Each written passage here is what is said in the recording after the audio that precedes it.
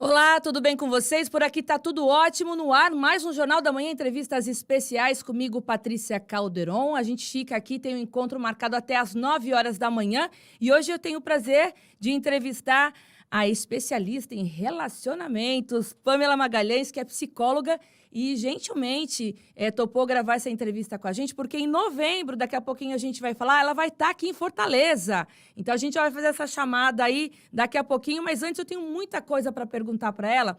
E a minha curiosidade, Pamela, eu que te acompanho nas redes sociais, a minha irmã é super tua fã. Quando ela soube que eu ia te entrevistar, ela falou assim: olha, se pudesse mandar um livro aí para Fortaleza, para mostrar para ela que eu sou fã de carteirinha, porque ela mora em São Paulo, né? E fala para ela que Ah, eu tô aqui. Pois é, ela é super fã tua, acompanha todas as suas lives, enfim. Então, assim, é muito curioso, né, Pamela, quando a gente fala que é uma psicóloga direcionada a relacionamento de casais e de família, para a gente poder entender como que essas psicólogas, elas tratam também a vida delas, né? Então, a minha curiosidade é o seguinte, a psicóloga de família e de relacionamentos, ela é 100% bem Ixi, resolvida no relacionamento, família tá tudo ok, ou isso é uma ixi. utopia? Bom, primeiro, um prazer estar aqui, Patrícia. Obrigada pelo convite, muito gostoso. Acho que a possibilidade de poder alcançar mais pessoas é maravilhosa. Novembro eu estou aí em Fortaleza, já estive com a minha palestra, agora voltarei, então estou muito feliz. Manda um beijo para tua irmã, você não falou o nome dela, eu queria aqui mandar um beijo, assim, Manda. direcionado. Manda que aqui no meu programa a gente pode tudo. É a Andréia Calderon, ela vai ficar louca. Andréia, Andréia, querida, um beijo enorme, viu? Você está convidada para estar na minha palestra aí em Fortaleza. Não sei se, já que você está em São Paulo, você está mais perto daqui do que lá, né? Mas enfim, vai ter palestra em São Paulo e em Fortaleza também. Você Oba! escolhe onde você quer ir, vai ser um prazer. Um beijo imenso para você. Bom, respondendo a pergunta da Patrícia, eu ia brincar e dizer que em casa de ferreiro, espeto de pau, né? Mas, na verdade, eu acho que o fato de ser psicólogo e ser especialista em relacionamento não me faz uma pessoa perfeita e nem algo que faça com que eu não tenha nenhum problema, nenhuma questão. Eu acho que problemas todos temos, eu acho que dificuldades também. Eu acabei, né? Tô com um bebezinho aqui de quase 4 meses, então, claro que eu estou vivendo todas as dificuldades e as delícias desse momento, tanto na minha relação com ela, quanto na minha relação com meu marido, com a minha família, com o meu trabalho. Então, somos seres humanos. Aliás, o que nos faz, na minha opinião, o que nos faz profissionais melhores e mais aptos é nós estarmos próximos às nossas vulnerabilidades, né? Acho que a pessoa que se acha muito acima de tudo é muito perfeita. Eu penso que ela acaba ficando muito distante das reais conexões, e aí, para fazer as pontes relacionais, isso fica muito mais complicado. Então, eu sou uma pessoa passível de tantas dores como qualquer outra. Talvez o que me diferencie é que eu sou trabalhada, eu me trabalho bastante. Eu estou frequentemente trabalhando na minha terapia, eu estou frequentemente ali mergulhada para desenvolver os meus recursos emocionais, e o que eu tanto prego com todos vocês nas minhas redes sociais, nos meus cursos, no meu livro, nas minhas palestras, nos meus atendimentos, é o que eu também faço para mim.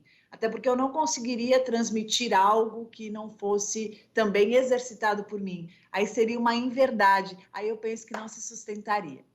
Não, isso é maravilhoso o que você falou, mas eu tenho realmente essa intenção de você conseguir chegar mais próximo do teu paciente, né, Pamela? Para poder falar para ele o seguinte: olha, você está com problema, mas aqui também eu tenho problema e está tudo certo, e está tudo bem, vamos tentar se ajudar. Eu imagino que essa proximidade que você tenta, eu imagino que não só tenta, mas como você tem com os teus pacientes, eu acho que é isso que faz de você uma escritora dona de um best-seller, né? E eu queria que você falasse um pouquinho do seu livro, mas antes da gente falar das suas palestras, do seu livro, eu queria entender como que você entrou nesse trabalho de psicóloga de relacionamentos. Foi algo que aconteceu com você? Foi alguma dor de cotovelo?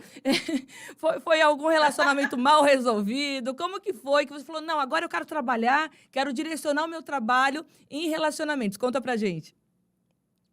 Bom, primeiro que eu sou filha de cuidadores, né?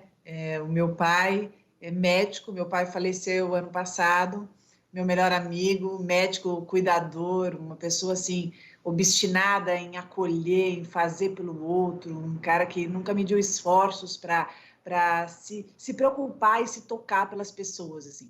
E a minha mãe, psicóloga também. Minha mãe é psicóloga, eu acompanho minha mãe a vida inteira, admiro. Então, assim, eu tenho pais que sempre cuidaram de pessoas, olharam para pessoas e sempre me mantiveram muito curiosa sobre a conduta humana, né? Então, acho que a psicologia vem daí.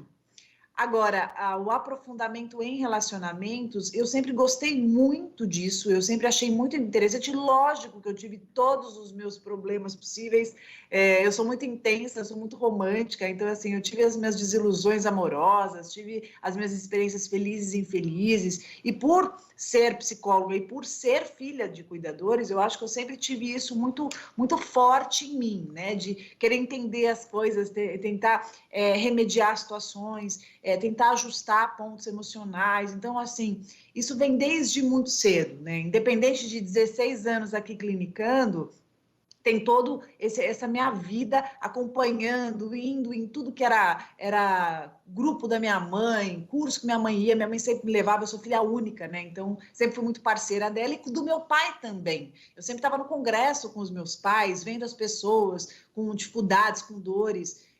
Meu pai trabalhou muito tempo com malformação de crianças, né? Então, essa história de acompanhar a família, de todo o processo ali de recuperação, de tratamento, e assim, às vezes meu pai conversa lá com a família, tal, e eu, né, era uma menina, e eu ia ali conversando, tal, então, eu acho que eu sempre fui uma pessoa que me importei, eu sempre fui uma pessoa que curiosa e que se toca e que se afeta, então isso, eu acho que me familiarizou cada vez mais para mergulhar no conhecimento, né, nas descobertas da mente humana. Agora, de me tornar especialista em relacionamento foi acontecendo porque quando você começa a falar sobre amor, sobre dor, sobre raiva, sobre medo, eu sempre escrevi muito sobre isso, né? Tudo começou porque eu escrevia. Aí me descobriram escrevendo na época do blog, né? Na época do Tiranossauro Rex, né? Que não existia nada aqui, eram os blogs. Eu escrevia, descobriram a minha escrita, acharam que eu escrevia legal e acabou de eu ser convidada, assim, nossa, você escreve legal e tal, você fala bem, você consegue falar? Eu falei, caramba, não sei, eu fiz teatro na minha vida, ajuda? Não, vamos lá. E aí eu fui no programa do Rony Von, isso há muitos anos atrás, eles gostaram muito de mim e eu fiquei 2 anos no programa do Rony Von, que era na Gazeta Tudo Seu, e isso foi indo. Aí eu fui participando de muitos programas de televisão, né? Tive quadro na Gazeta Mulheres, depois tive quadro 8 anos na Rede Vida, sempre falando de relacionamentos. Mas uma passagem que é legal falar é que quando eu comecei no Rony, eu era muito nova, né? Estava recém-formada e eu não tinha ainda uma especialização, né, em casal e família. Eu tinha feito uma especialização, estava terminando uma especialização em psicanálise winnicottiana. E aí eu lembro que o Rony falou assim, Pamela, para eu te apresentar como especialista em relacionamentos, você precisa fazer essa formação, senão é uma inverdade, né? E aí eu corri atrás disso e fiz a especialização em casal e família, me aprofundei ali durante 3 anos uma formação, e aí sim pude me dar esse título de, né, muitas pessoas me conhecem como expert no tema, mas isso veio muito uma construção, né, e de lugares que eu fui ocupando na vida. E eu falei do best-seller, né? O Se Amar, Amar e Ser Amado. É um livro realmente que trabalha muito essa questão da postura de relacionamentos, de você ter o amor próprio, que você fala muito, né, Pamela? E os teus pacientes em consultório, você recebe mais casos assim de relacionamento entre casais, relacionamento entre mãe e filha, adolescente, porque eu tenho uma adolescente, eu tenho trilhões de perguntas para te fazer, porque eu estou naquele momento da aborrecência, então tá complicado. Mas nesse primeiro bloco eu queria tratar realmente sobre essa questão do relacionamento de casais. Quando você escreveu esse livro, você pensou em atingir qual público, abordar o quê? Conta para quem não leu o livro ainda e quem está ouvindo a gente aqui, quem está assistindo a gente pelo YouTube, quem vai acompanhar a gente pelo podcast também. Queria que você desse um resuminho do livro. Bom, o livro Se Amar e Ser Amado, ele é uma construção de vários textos que eu falo de temas diversos sobre pessoas e relacionamentos. O meu objetivo desde sempre, se você me acompanhar, se você entrar no Instagram lá, @psipamela, @psipamela, você vai ver que eu falo para pessoas. Eu falo para o homem, eu falo para a mulher, eu falo para todas as idades, eu falo para pessoas que passem problemas em relacionamento amoroso, questões existenciais. Eu falo para a mãe, eu falo para o pai, eu falo em geral. Eu nunca quis restringir demais, por isso que o livro é sobre pessoas e relacionamentos. Eu brinco que esse livro ele é meio místico, sabe, Paty? Eu falo que é assim, você tem que pegar esse livro, colocar assim a mãozinha nele, né? Como você quiser, pôr a mãozinha nele, mentalizar sobre a questão que você esteja passando, porque eu acredito demais em energia, eu acredito muito em energia. Você pensa sobre a sua questão, abre o livro, que você vai abrir ali num capítulo de um texto que vai ter a mensagem que você precisa. Eu faço mensagens para as pessoas todos os dias, seja em formato de texto, seja em formato de vídeo. A minha intenção é que a pessoa me entenda como um canal que promova a reflexão. E o livro não é diferente disso. O livro você pode ler da primeira página à última, você pode ler do meio para o final, do meio para o começo, porque são textos com começo, meio e fim, textos que te promovam insights, textos que possam fazer você pensar. Uma fala fácil. Eu venho de uma formação psicanalítica, então, assim, falar difícil eu também sei, mas eu sei que falar difícil não chega nas pessoas. Então, eu sempre quis falar a linguagem do povo, a linguagem das pessoas, falar fácil, porque emoções já são tão difíceis, sentimentos já são tão difíceis da gente conseguir traduzir, dores são tão difíceis da gente conseguir superar. Então, que a gente encontre textos fáceis de serem digeridos, que a gente consiga uma fala fácil que chegue e que fertilize aqui dentro. Então, o meu livro, você vai encontrar no meu livro o acolhimento que você precisa. O livro tem a intenção de acolher, tem a intenção de fazer um carinho no teu coração, tem a intenção, através de uma leitura ali amorosa, que você tenha ali insights e que você consiga iluminar alguns caminhos necessários para você encontrar a saída que você tanto precisa. Eu sempre digo que o psicólogo, eu como psicóloga, o livro, a live terapia, a palestra, o curso, qualquer coisa, isso não vai te dar respostas, entende? As respostas estão em você. A minha intenção com tudo isso é sempre te ajudar a encontrar as respostas dentro de você. Por isso que eu não gosto muito de profissionais que se posicionam como gurus, né? Porque, na verdade, o que nós temos que fazer como profissionais é sermos facilitadores para que as pessoas consigam desenvolver os recursos necessários nelas mesmas. E é incrível, né? Porque principalmente durante a pandemia, que estava todo mundo trancadinho dentro de casa, eu mesma fui uma telespectadora das suas lives, né? E é Ah, que impressionante, bom! impressionante como você sempre tem uma pegando o gancho no que você acabou de falar, as pessoas elas se identificam com algum momento daquele texto, ou daquela tua fala, daquele seu discurso. Aí a pergunta que entra agora é o seguinte, Pamela, você acha que as pessoas elas conseguirem se identificar com quem está do outro lado, que ela nem conhece, nunca conversou, a outra pessoa não sabe qual que é a tua história também do lado contrário. As pessoas são carentes? Essa carência que faz com que as pessoas elas atrelem essa... Eu acho que é uma grande responsabilidade da tua parte, né? De repente, ser uma formadora de opinião nas coisas que você diz e quem te acompanha. Mas você acha que do outro lado tem essa carência a ponto da gente se identificar com uma fala tua em algum momento do seu discurso sem você conhecer a mim e sem eu conhecer a você? Sem eu ser a sua paciente? Eu estou pensando sobre o que você está falando e eu penso diferente. Eu acho que não é carência, carentes todos somos. A carência é a necessidade de afeto. A gente vem ao mundo precisando de afeto. Eu estou com uma bebezinha aqui de 4 meses. Ela é uma página empírica. Então, tudo que ela vai preenchendo nessa página tem uma responsabilidade imensa minha, dos cuidadores, do pai, enfim.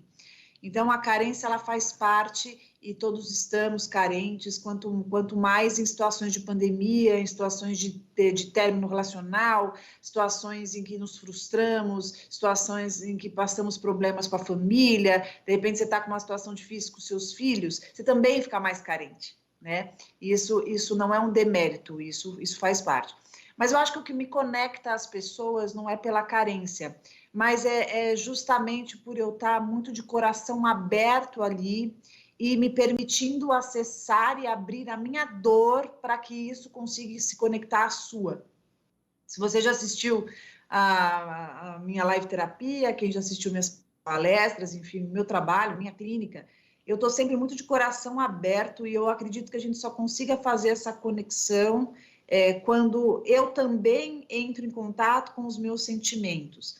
Às vezes eu vou falar de alguns temas que eu não vivi, né? Eu não vivi aquilo, mas eu com certeza já me conectei com pessoas que tenham vivido e eu me emprestei muito nas minhas emoções para conseguir me familiarizar com aquilo. Eu acho que o pulo do gato, né, nesse momento de conexão não é a carência, mas é o quanto nós abrimos os nossos corações para que eles possam se tocar. Na minha live terapia, eu falo para cada um. Eu não falo por todo, eu falo para cada um. É como você mesmo disse, cada um se conecta em algum momento, de alguma forma. Então, eu acho que o mundo está muito carente disso, das pessoas conseguirem enxergar o outro e encontrarem um lugar aqui dentro que possam emprestar para esse outro se aproximar, né? Você disse rapidamente sobre questões com a adolescência. Eu nem sei que questão é, mas aproveitando o gancho, eu vou te dar uma dica, tá? Sem saber nada da sua situação, mas falar para qualquer pessoa que tenha filhos adolescentes. O adolescente, ele tem uma autocobrança muito grande. Ele não se sente mais criança, mas também não se sente completamente adulto.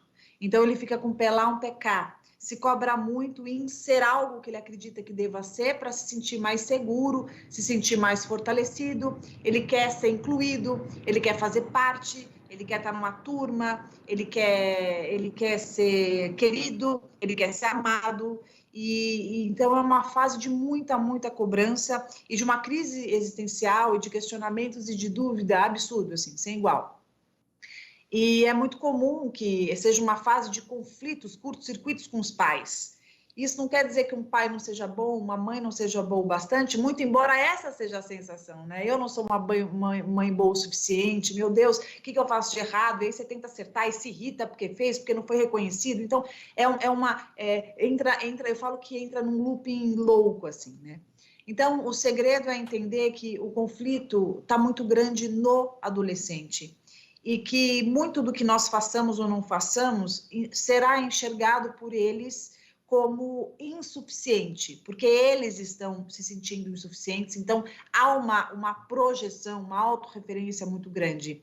Então, nessa fase, o caminho melhor, a melhor alternativa de caminho sempre vai ser pelo sentimento, sempre. Sempre vai ser através de uma doação, de sentar ali do lado, de escutar o adolescente falar, sai do meu quarto, que saco, e você entrar ali e sentar e dar um abraço, ai, mas me larga, entender que ele vai fazer isso, mas que a sua disposição e a sua disponibilidade afetiva, a possibilidade de se aproximar, de se interessar por aquele mundo, sem criticar tanto, vai fazer uma grande diferença. Por quê? Porque ele está tão perdido no que ele seja, que ele não consegue receber o que você traz, e como os pais são as pessoas que o adolescente tem mais intimidade, pais e irmãos, são com essas pessoas que ele vai rivalizar mais, que ele vai brigar mais, tanto que é comum você ver o adolescente ser um amor com os amigos, né? O cara mais legal, a garota mais divertida, e na família ser um chato, um saco. É normal isso acontecer,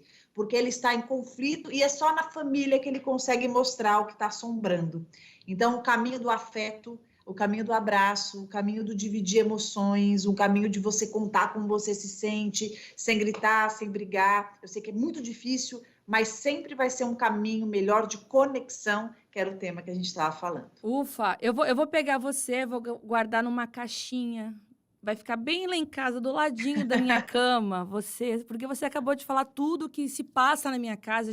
Você não sabe da minha história, eu não te contei nada no bastidor. Então, eu imagino que realmente as pessoas se identificam, porque é algo realmente que eu não sou uma estranha no ninho, né, Pamela? Eu estou vivendo algo que outras mães de adolescentes também devem estar Claro. vivendo, né? Mas o tema adolescente, eu vou vir agora para o segundo bloco, mas antes de terminar esse primeiro bloco, eu queria falar um pouquinho do Agosto Lilás, que é o combate à violência contra a mulher, né?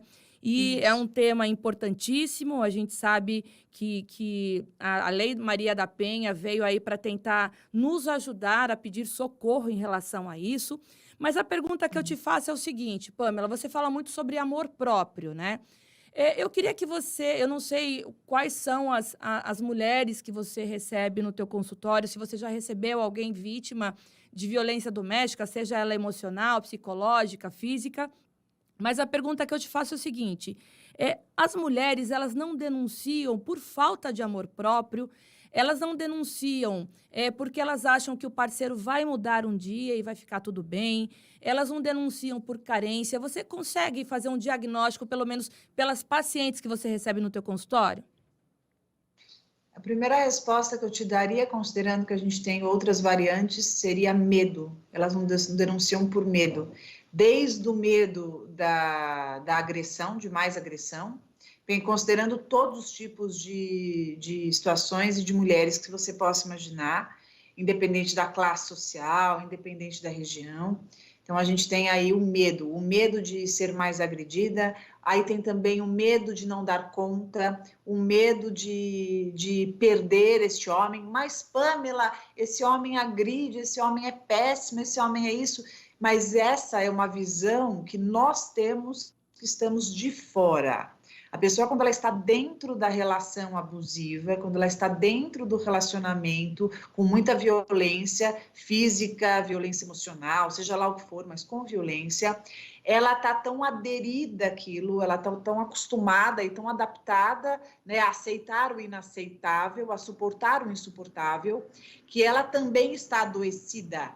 Então, a gente tem o agressor e a gente tem também a vítima adoecida, que ela não consegue enxergar com a clareza, a nitidez que nós enxergamos. Então, ali tem muita coisa envolvida. Ali tem anos de relacionamento, ali tem sentimentos que foram oprimidos, tem frustrações, tem idealizações, tem falsa esperança, tem manipulação, tem chantagem emocional. Então, mas por que não fala? Por que não sai? Nossa, mas é uma mulher tão bonita, ela pode ter outra pessoa. Gente, não se trata disso. Se trata de uma dinâmica de muito controle, de manipulação e de adoecimento. Então, o principal motivo que ela não denuncia é o medo. O medo, principalmente, é interligado a essa situação que é, meu Deus, não está bom, mas como eu vou viver sem? Meu Deus, está muito sofrido, mas eu vivo uma intensa ambivalência aqui dentro, entende? Então, por um lado não está bom, mas por outro lado, será que vai melhorar? Mas eu gosto um pouco, às vezes é legal. Eu lembro que eu tinha uma paciente que falava assim, Pamela, quando ele bebe é um horror, ele agride, ele grita, ele quebra coisa em casa, mas quando ele não bebe, ele é tão maravilhoso. Só que quando a gente ia olhar juntas, né, as vezes que ele bebia, independente de quantas vezes eram assim, de uma violência absurda, colocando ali um risco de vida. Então, assim, essa percepção doentia é o que mais afeta esses relacionamentos. Mas esse medo, você acredita que faz também com que a mulher ela perca esse amor próprio, essa disposição de repente, tomar uma decisão, né, de vida, até pelo que você falou, né, risco de vida em muitos relacionamentos. Qual que é o conselho que você sempre, quando você recebe um caso desse, você orienta? Bom, primeiro que o amor próprio numa interação abusiva, ele está muito fraquinho ou ele inexiste, né? Porque você está tão fragmentado, tão machucado lá dentro que o teu amor próprio ele está perdido em algum lugar do espaço e o resgate ele é necessário, né? O resgate ele é mais do que necessário. Agora, são tantas coisas para serem faladas, né? Quando você fala uma coisa, eu fico falando que eu vou pensando que eu vou falar, mas vamos pegar aqui. Eu acho que o principal é não querer arrancar e nem pressionar esta pessoa a sair desse relacionamento. Talvez eu fale isso e você pense, mas como assim? Porque você não vai conseguir arrancar uma pessoa de uma relação deste perfil. É preciso que ela vá compreendendo e se conscientizando do que está acontecendo. Depois ela vai incorporando a força. Ela precisa primeiro se resgatar para ela conseguir sair. É mais ou menos assim, para eu conseguir sair desse ambiente, eu preciso levantar, eu preciso me sustentar e preciso saber onde está a porta, entende? A pessoa, quando ela está num relacionamento abusivo, ela está perdida de si.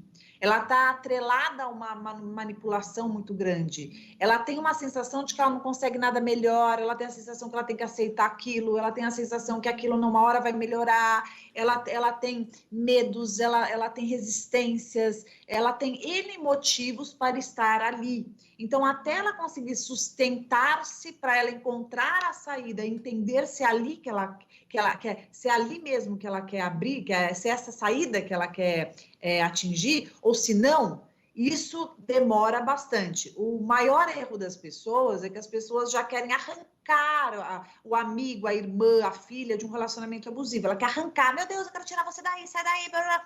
O que acontece? Quem está nos escutando com certeza já viu isso. Quando você quer tirar, já tentou tirar uma amiga de um relacionamento abusivo, ela para de falar com você. Ela para. Ou, dependendo do caráter dela, ou ela se afasta, ou ela até briga com você. O que você está falando? Sua vida é perfeita? Isso aqui, babá. Por quê? Porque ela está tão envolvida naquele relacionamento, é tão sofrido, que ela não consegue, não é que ela não quer, ela não consegue. Então, passos, né? Primeiro a conscientização, depois é fortalecimento, reconhecimento dos recursos, trabalho da autoconfiança, da autoestima, para você conseguir fazer reluzir esse amor próprio, para a pessoa conseguir quebrar a ambivalência e fazer movimentos ali mais efetivos para se autorresgatar e depois desse autorresgate ela decidir. Isso que é muito importante. A pessoa vai decidir se ela quer continuar ali diferente, inclusive pode mudar a relação, se ela mudar o jeito dela, pode até mudar a relação, ou ela entendendo que não adianta, mesmo eu mudando, isso aqui não tá legal, eu não quero, e ter forças, quando ela recupera o quê? Autonomia. O que se perde no relacionamento abusivo? Autonomia. A maioria das pessoas em relacionamentos tóxicos, abusivos, relacionamentos com violência, elas são dependentes. Elas falam muito assim, mas eu dependo financeiramente. A dependência financeira, ela é um braço do quê? Da dependência emocional. E aí, quando eu atinjo a autonomia, resgato a autonomia, eu consigo me posicionar e sair de um jeito muito melhor e muito mais seguro dessa interação. Agora, você, como psicóloga, Pamela, você acredita em mudanças, por exemplo, né, no caso de um parceiro agressivo ou que esse relacionamento já está se comportando já há muitos anos da mesma forma? Quando a tua paciente te faz essa pergunta, você como psicóloga, como estudiosa do assunto, você acredita em mudanças da parte do agressor? Eu acredito na mudança de quem quer mudar. Eu acredito na mudança do cara que está lá, do casal que chega para mim, ou do cara que vem sozinho para mim e fala, olha, eu tô acabando com o meu casamento, ou então eu já acabei com várias relações, eu queria entender o que acontece comigo, e aí a gente vai perceber que é uma pessoa que tem, de repente, um transtorno de humor que não foi tratado.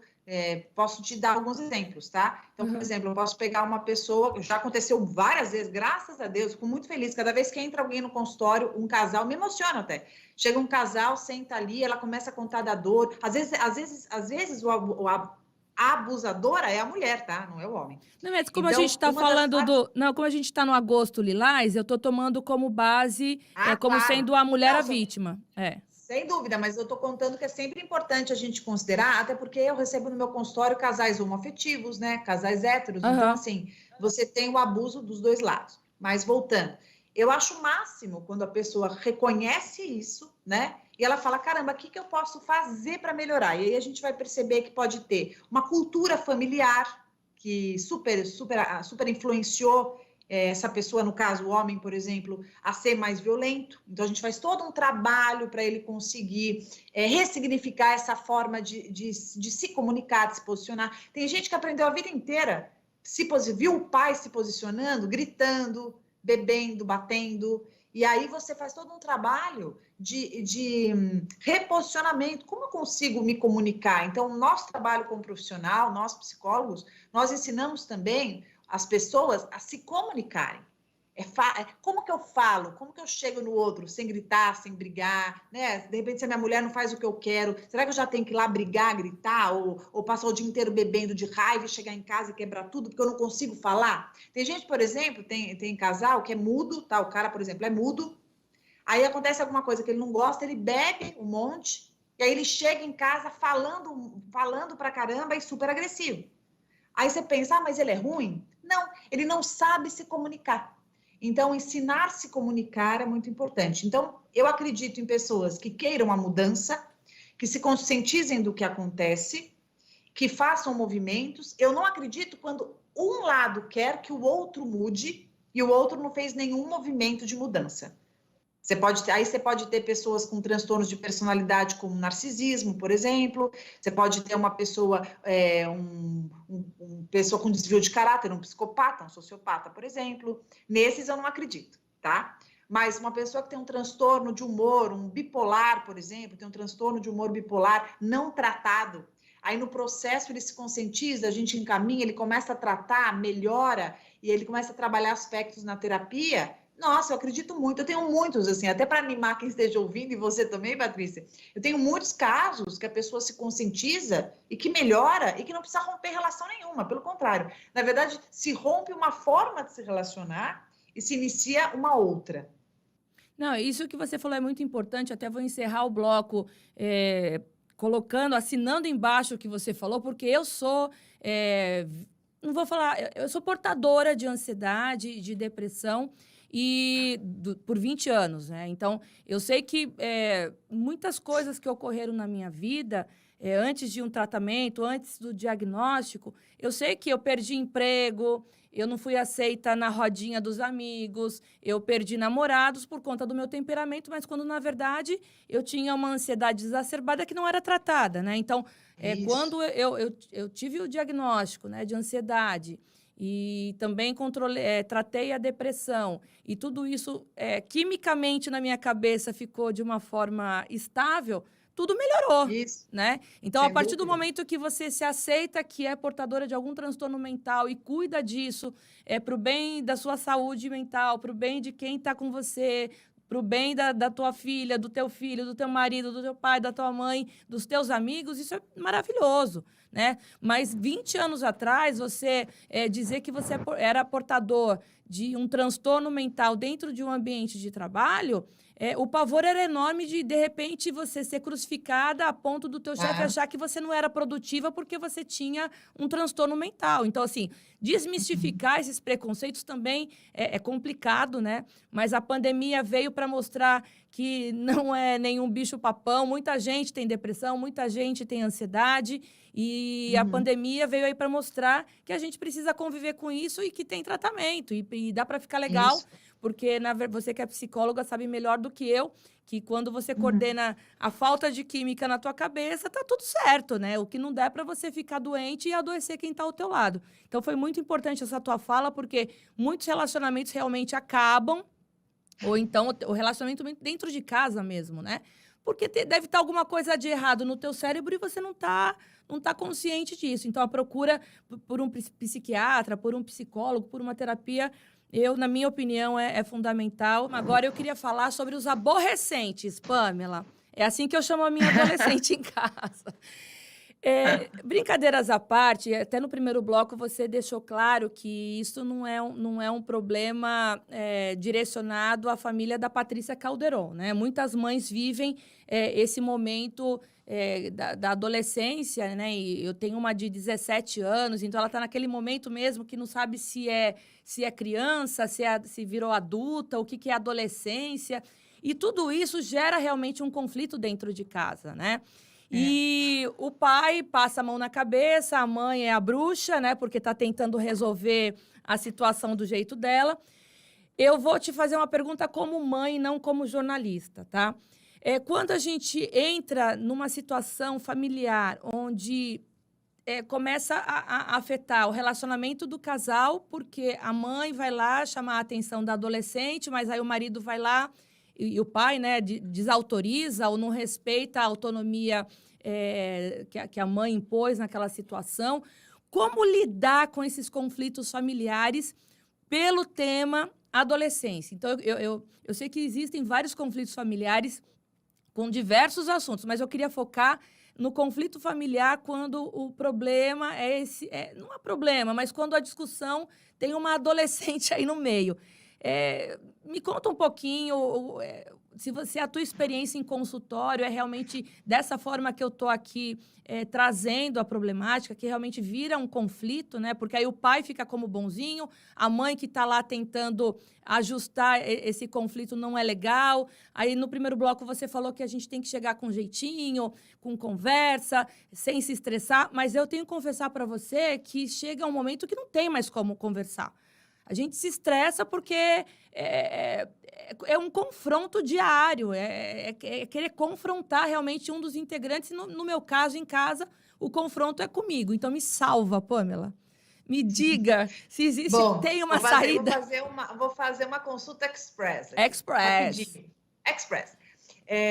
Brincadeira, não vou entrar nada em específico. Vou só fazer um rascunhão aqui, Patrícia. Vamos pensar um pouco na minha abordagem. Eu tenho duas formações de linha, né? A psicanálise e a sistêmica. Foram as duas formações que eu fiz. Quando eu fiz a formação em sistêmica, eu me formei em casal e família. Então, eu não consigo ler uma família sem pensar no sistema, né? Vamos usar a frase que você terminou. Em casa, o problema acaba sendo eu. Eu fico ali como a chata, como a brava, tudo estoura em mim. Pelo menos é o que eu escutei aqui. Sim, né? sim. Então, se a gente pensar num sistema, sempre nós temos na família um elemento que é o elemento que ele passa a ser um porta-voz de tudo. Né? Então, às vezes você vai ter o filho que é o rebelde, briguento, ou às vezes você tem a mãe que é estressada. E se você perceber na família, sem a gente querer, formam-se rótulos, né? Ai, ela é a mãe estressada. Até nas brigas é sempre a mesma coisa. Ai, você é estressada, você é brava, você é nervosa, você é ansiosa, tal. E o pai tem outro rótulo e os filhos também. Ai, ela é boazinha. Ai, ela é, sei lá, ela é a baladeira, ela é a desorganizada, ele é o revoltado, ele é o rebelde. Sempre tem os rótulos que a gente dá na família. Então, o primeiro ponto é a gente começar a olhar esses rótulos. Que rótulos são esses, né? E que química que esses rótulos fazem? Até convido quem está nos escutando agora a pensar na sua própria família, nos rótulos que existem ali, né? Então, cada um acaba... imagina que cada um tem, assim, na camiseta, aqui na blusa, escrito um negócio, né? A estressada, o amoroso, o mediador, a revoltada, enfim. Eu, com certeza, estou vindo com a camiseta estressada lá em casa, viu? A estressada. Então, tá bom. Então, é legal você pensar como estaria cada camiseta de cada membro da família, que inclusive é um exercício que eu faço quando eu recebo as famílias, né? Eu coloco isso realmente, assim, a gente cola uma coisa aqui, escrito como cada um é percebido. O que acontece quando eu tenho já esse rótulo, né? Então, imagina que eu tô lá, você já lê aqui, eu venho para entrevista com você, ó, já escrito aqui, ó, a estressada. Então, você já vai comigo assim, né? Vai pesar em qualquer coisa. Também é uma estressada. A Pamela é uma estressada. Então, os rótulos que são dados na família, eles muitas vezes falam mais alto do que nós. Qual é o maior desafio que a estressada teria na família, dando os holofotes na estressada? Ela tentar mostrar para a família que ela é algo além deste rótulo. Então, olha, família, eu sei que vocês me veem como uma estressada, mas eu quero contar para vocês também algumas dores minhas. Porque às vezes quando a gente tem o rótulo da estressada, sem perceber, os outros nos veem assim e nós também reagimos assim. Quando a gente vê, a gente já fez. Quando a gente já vê, já gritou, já brigou, vai ficar com raiva porque não queria, se incomoda. Mas sempre encontrar meios individuais, se não der no momento da discussão, na mesa do jantar, na mesa do almoço, na gritaria antes da balada que a filha vai, sei lá, que não achou o vestido, a roupa, que não tem roupa, que tá gorda, que tá magra, o cabelo tá ruim, aquele estresse do diário do adolescente. Sair disso e pegar alguns momentos, assim. Chegar no momento, à noite ali, que você percebeu que tá mais tranquilo, sentar e falar, filha, posso te contar uma coisa? Exemplo, tá? É um exemplo. Filha, posso te contar uma coisa? Você sabe que uma vez aconteceu assim, assim, assim, e se permitir chorar. Ou então se permitir sentar e contar uma coisa engraçada, leve. Fazer movimentos que vão contrapor o rótulo. Para que a mensagem que seja dada à família, que não é uma mensagem só assim anunciada, mas sentida, seja, além de estressada, como vocês me veem, eu também sou amorosa, eu também sou uma pessoa culta, eu sou uma pessoa inteligente, eu sou uma pessoa curiosa, eu sou uma pessoa que já vivi isso e aquilo. Então, se nós estivéssemos aqui numa terapia e essa fosse uma situação, a pessoa que teria o estressado aqui, eu pediria para ela me contar quais são as outras qualidades que você tem. Quais são as outras características que a família talvez não esteja vendo? Eu tenho medos. Eu tenho insegurança. Eu tenho desejos. Então me conta. E quando você conta, a família consegue ver a estressada também amedrontada, também amorosa, também romântica, também sensível, também chorosa. Então, essa possibilidade de você descolar um pouco dos rótulos facilita outros braços de comunicação. O outro ponto que eu acho importante é que muito da conduta dos filhos vem desse desalinhamento dos pais. O que acontece em grande parte dos pais, né? O que acontece com grande parte dos pais? E eu não acho só os pais, não. Eu acho que é o ser humano. Muitas vezes nós perdemos para o nosso ego, sem perceber. E aí eu não estou mais preocupado em ser um bom pai ou uma boa mãe, mas eu quero ser preferido. Eu quero ser amado. Eu quero ser amada.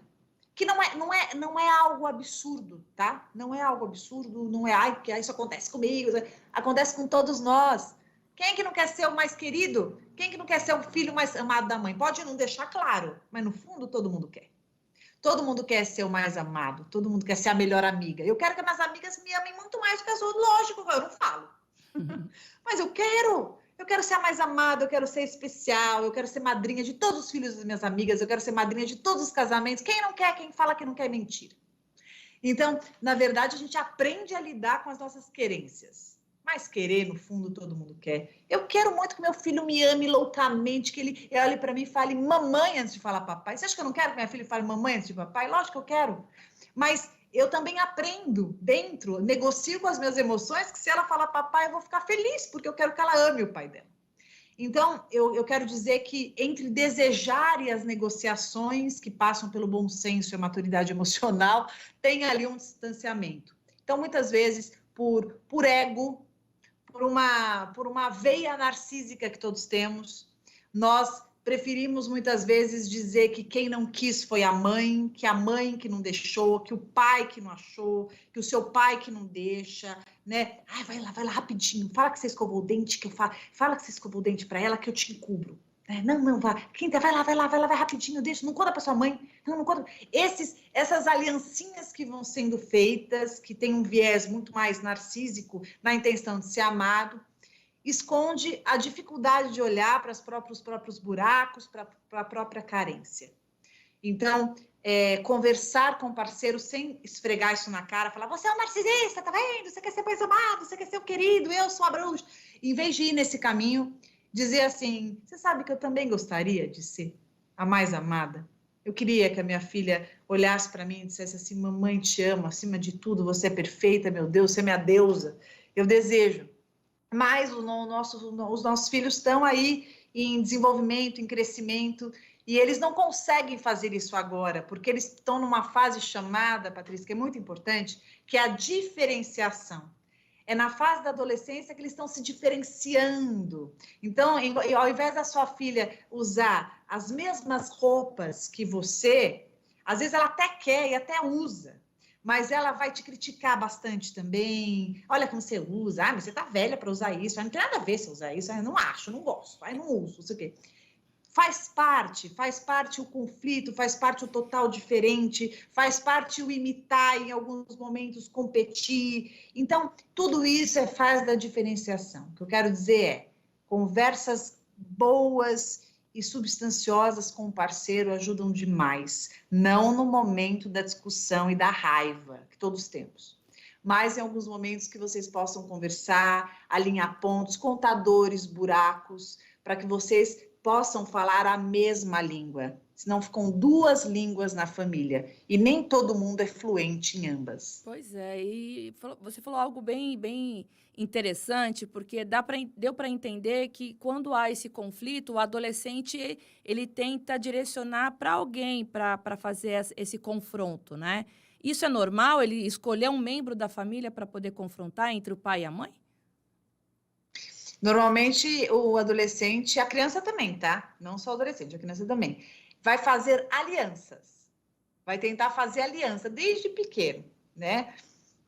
A mamãe não deixa, o Eu papai tenho deixa. um de 7 anos, o Benjamin. Ah, então, a mamãe não deixa, mas o papai deixa. Ai, mamãe, como você é chata? A mamãe é chata, o papai é legal, né? Ah, não, papai não deixa. Então, deixa eu pedir para a mamãe. Ah, se você não fizer, eu vou falar com a minha mãe.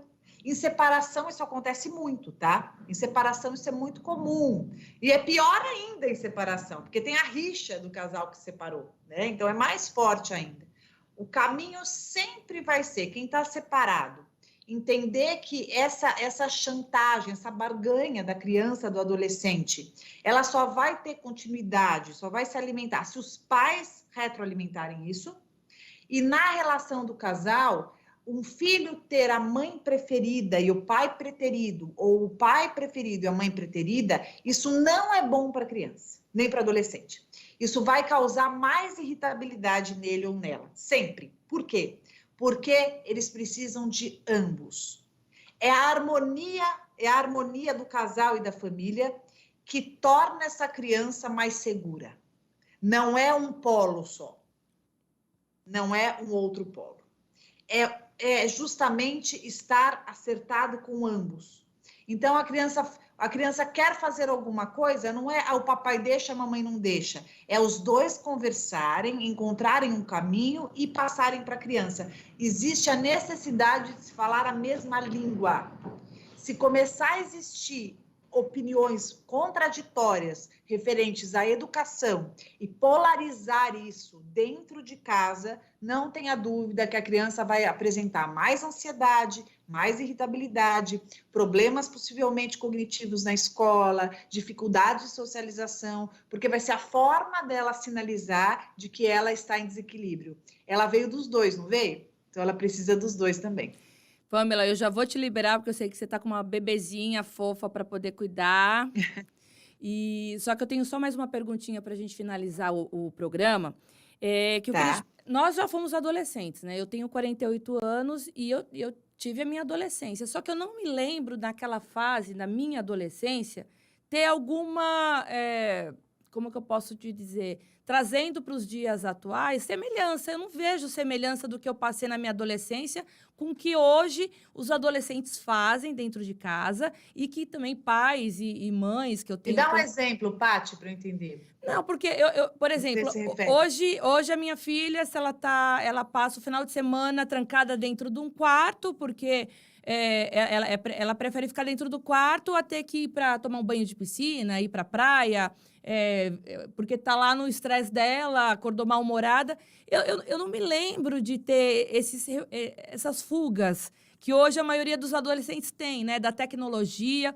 O que eu queria te perguntar é o seguinte: você acha que a evolução, essa questão do celular, a internet, o Wi-Fi, as amizades mais eletrônicas, cibernéticas, né? Por WhatsApp. Você acha que isso realmente faz com que o adolescente ele fique mais trancado, ainda mais, tentando trazer o problema dele para ficar com ele mesmo, aquele problema dele não pedir para o socorro? Não sei, eu fico confusa em relação a isso, porque eu não entendo se isso é da idade, se isso é porque ela realmente está pedindo um socorro.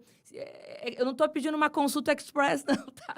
Mas é que a maioria... Mas falando isso para você, a gente está falando para todos. Exato.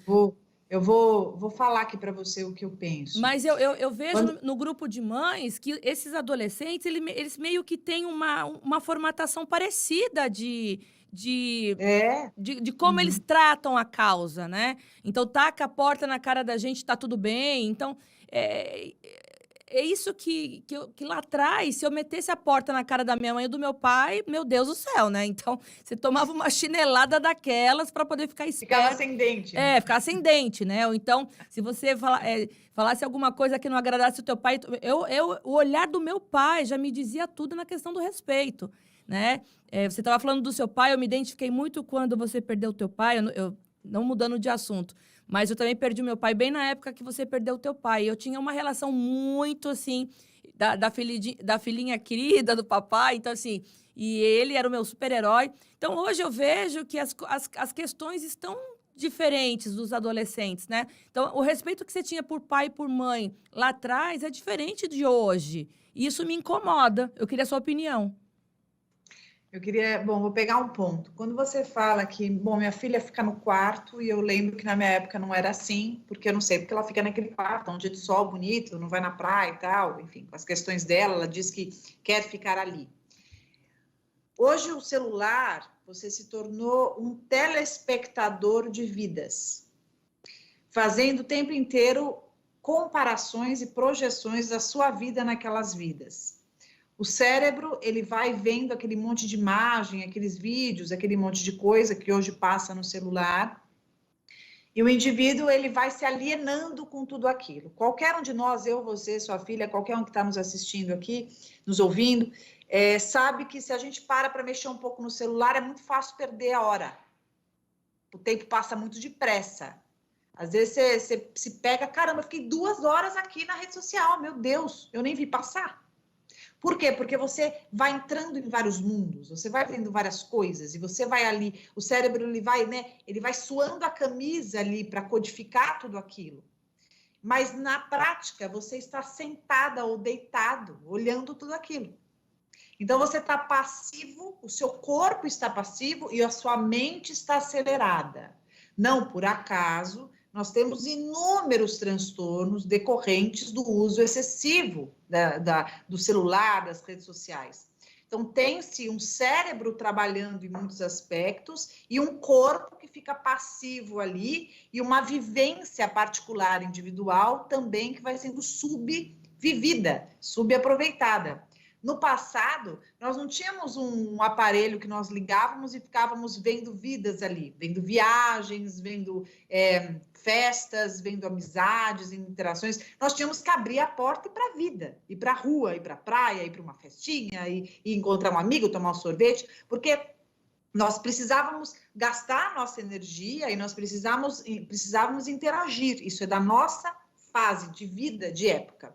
Nós temos uma coisa que nós não podemos lutar contra, né? Acho que o Mário Sérgio Cortella fala isso muito bem. Existe uma influência cultural que influencia um comportamento.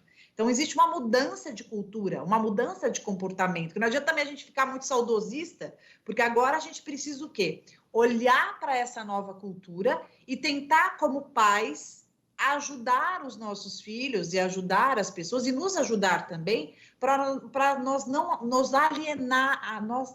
alienarmos a tudo isso. Então, não vai adiantar eu abrir a porta e querer arrancar o meu filho do celular, uma vez que ele já está demais estimulado a este uso. Então, a gente pode fazer um preventivo, que eu falo desde a criança. Eu estou com uma criança de 4 meses. Gente, 4 meses. Vai fazer 4 meses, tá? Quando ela passa aqui, ó, na minha televisão, e ela vê a televisão ligada, ela já fica assim, ó.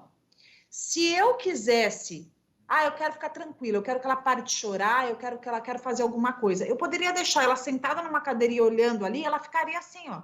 Ela ficaria. E eu poderia fazer as minhas coisas. Mas eu me policio porque eu sei que as telas não são boas para a criança. Isso não só faz mal para os olhos, para o desenvolvimento ocular dela, como também faz mal para a cabecinha dela. Isso também vicia. Então, se vicia uma recém-nascida, vicia nós também. Então, quando isso já aconteceu, quando esses adolescentes eles já estão ali, já estão viciados naquilo, vai adiantar arrancar? Não vai, porque já está condicionado.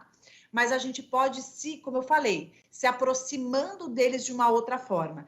Inclusive, a irritabilidade desses jovens de hoje também vem por esse uso excessivo. Uso excessivo de iPad, uso excessivo de celular, de TikTok, de rede social. Então, eles estão tão ali que eles estão desaprendendo ou não estão aprendendo a conversarem, não sabem conversar. Eu recebo adolescentes no meu consultório, eles não sabem conversar. Não Não sabem. é que eles não querem conversar. Não sabem conversar. Eles não sabem conversar. Totalmente. Não olham nos olhos. Não. O adolescente não olha no olho. Não olha. Ele fala assim, você quer, papai, põe o boné e olha para lá. E você tá falando, ela mexe no cabelo. Ai, que saco, mãe, sai, para, já fui. Estão mais frios, né? Você fala, nossa, mas o que é? Meu filho é psicopata? O que acontece? Não. Este filho, a maioria dos adolescentes, estão cada vez mais subdesenvolvidos nos afetos. Porque afeto é para quem se afeta. Eles estão tão automatizados. Fala? Automatizados, obrigado. Automatizados, estão ali. O que eles fazem hoje? Dancinhas no TikTok, estão preocupados com o corpo, com o visual, estão preocupados nas baladas que eles vão, mas eles não estão conseguindo olhar para os afetos. Então, o que os pais podem fazer? O que eu acho que é bem eficaz? Ao invés de que dá vontade, bate, sai daí, né? Para com isso, vem para cá. De novo, ir aos poucos, perceber aonde você consegue uma conexão. Às vezes, você vai ter que conseguir essa conexão olhando no celular com ela, por exemplo. Ah, mas, Pamela, você não está falando para não usar? Mas para você diminuir esse uso, você vai ter que entrar ali. Quantas vezes, quando eu participei, há muitos anos atrás, nunca me lembrei agora, de um trabalho para ajudar as pessoas a largarem um cigarro. Eu tinha que sentar do lado, eu não fumava, mas eu pegava um cigarro e ficava junto. Mas você está com o cigarro? Mas, Pamela, você não quer que pare? Mas para eu ajudar essa pessoa a parar de fumar, eu preciso estar perto desse momento que ela fuma. Sem criticar, participar, até para entender que saída que a gente vai encontrar dali.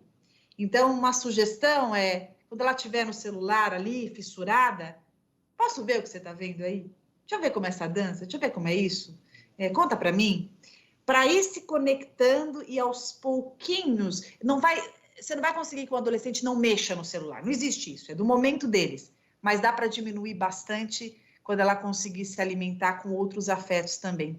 Sem ela notar, mas você vai perceber, ela vai ficar pouco a pouco mais afetiva, mais receptiva, mais carinhosa com você e muito mais conectada contigo. Não, é maravilhoso o que você falou, até para a gente encerrar o programa, que essa automatização, essa robotização dos adolescentes, né? Que eles não conseguem falar um bom dia, uma boa tarde, uma boa noite, passam até por mal educados, arrogantes, quando na verdade não, né? Eles não querem verbalizar, eles não querem contato, é muito estranho. E quando você fala que não, tentar se envolver para poder entender esse momento, eu já vou lá e arranco o celular da mão e já fica 4 dias sem celular. Então, eu vou tentar colocar aí a tua dica em prática para ver se eu chego no bom senso lá em casa, viu, Pamela? Mas a gente... Deixa eu só te contar um negócio rapidinho, claro. Segundo. Eu tinha um paciente que ele, adolescente, eu atendi muito tempo adolescente, né? Muito tempo. Me aperfeiçoei nesse atendimento, inclusive. E aí eu lembro que tinha um adolescente que ele chegava na sala, ele falava assim, minha mãe que quer que eu venha, eu detesto vir aqui, detesto. Aí ele punha, na época era aquele fone, né? Ele punha aquele fone com fio ainda, era naquela época de fio, e ele ficava escutando a música ali a sessão inteira, e eu nas primeiras sessões, eu era mais nova também, ai, que menino, né? Que menino difícil, que menino chato e tal. Aí eu lembro que a minha supervisora na época me ensinou isso, que eu levei para a vida inteira, né? Isso faz muito tempo. Ela falou assim, mas você tá brava com ele? Eu falei assim, lógico, pô, tô trabalhando, por que ele tá lá? Blá, blá, blá. Aí ela falou, mas escuta, você não vai ajudar se você fizer isso. Por que você não senta com ele ali e pergunta o que ele está escutando? Ah, eu falei, imagina, o menino não quer nem me ver pintada. Se ele não quisesse mesmo, ele não estava ali. Então, eu lembro que eu fui aos poucos, aí eu sentava, foi difícil, falava, deixa eu escutar um pouquinho e tal. Bom, no final eu escutava um fone, ele escutava outro. Começamos a levar peças, a gente cantava junto. Fez anos comigo, e eu só estou te contando isso porque há pouco tempo ele me mandou uma mensagem no direct. Pamela, lembra de mim? Fui seu paciente há 500 anos atrás, tal. Que Hoje eu legal. estou casado, tenho filho. Eu falei, nossa. Então, assim, é possível, tá? A gente vai entrando no mundo deles, fazendo um pouco do que a gente não quer que eles façam, e aos poucos eles vão fazendo junto com a gente o que a gente nem imaginava que poderia fazer, e a gente consegue ampliar ambos os universos. Maravilhoso, maravilhoso. Adorei ouvir isso e eu vou praticar em casa sim. Pamela, para finalizar, você está vindo para Fortaleza dia 26 de novembro, né? Eu queria que você falasse um pouquinho sobre essa tua vinda e a gente vai colocar aqui também nos créditos algumas informações, inclusive do próprio evento, né? Mas conta pra gente o que você vai vir fazer aqui em Fortaleza.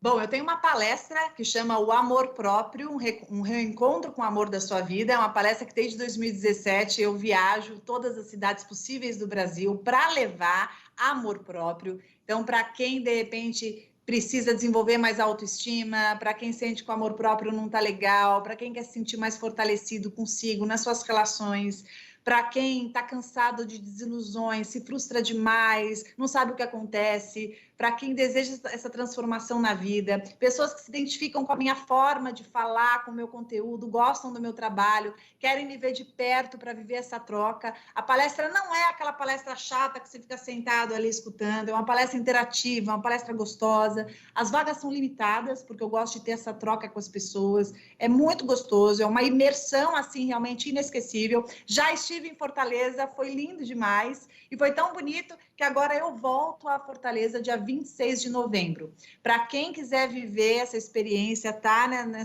nessa jornada maravilhosa, né, desse dia, a gente vai estar ali, vai ser à tarde, vai ser no Hotel Mareiro, então vai ser à tarde. Normalmente a palestra vai das 2h até às 6h. Mais ou menos a gente tem assim umas 4 horas de palestra, que é um momento assim maravilhoso, tem que ir para sentir na pele. Eu vou, Quem tiver interesse... Eu vou. Oi? Eu vou. Ai, você vai? Que maravilha, eu quero muito que você vá. Quem tiver interesse, eu não sei se dá para ver aqui, vocês vão colocar. As informações. Tem o Instagram também, né? Que é só você entrar no @psipamela, @psipamela.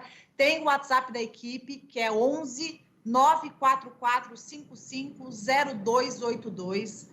11 944 55 0282. Lá eles vão te dar todas as informações para fazer sua inscrição. Não perca a oportunidade, porque as vagas são limitadas, não vai ser algo aberto, assim, que a gente vai ficar, enfim, divulgando o tempo inteiro, porque assim que tiver um número X, eu paro, porque é muito importante para eu poder ver, eu gosto de olhar nos olhos, de estar pertinho. Se você estiver lá, Patrícia, eu vou puxar você, tá? Oba! Vou puxar você para a gente fazer uma vivência gostosa ali.